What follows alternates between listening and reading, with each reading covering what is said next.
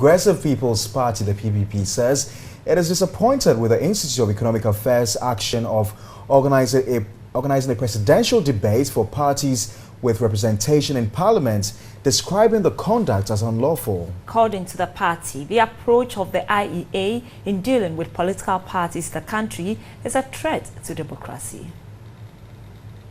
A day after the Institute of Economic Affairs IEA launched its modalities in the conduct of the presidential debate ahead of the 2016 general elections, some political parties have expressed disappointment in their actions.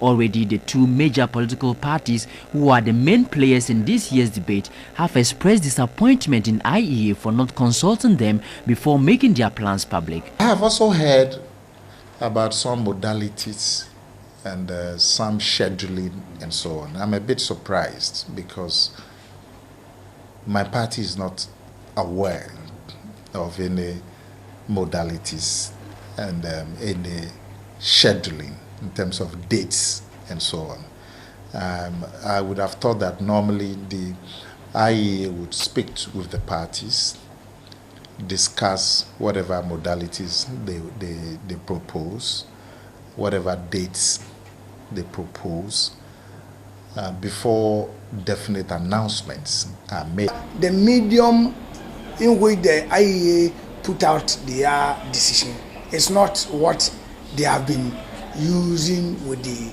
political parties. They have IEA platform that they use to call political parties and they share discussions of such nature. But it has come as a surprise and we cannot respond spontaneously. The Progressive People's Party, on their part, has described the conduct of the IEA as dangerous to democracy. The party says IEA's action of upholding the two dominant political parties at the expense of the less dominant ones is a threat to the country's democracy. The road we are treading, I believe, is quite dangerous. If the IEA is not careful and they continue working with only two parties, at the end of the day, the tension is going to build so high and we might see what happened in Burkina Faso recently in Ghana. The executive director of the party says the system of considering parties with representation in parliament is against the constitution.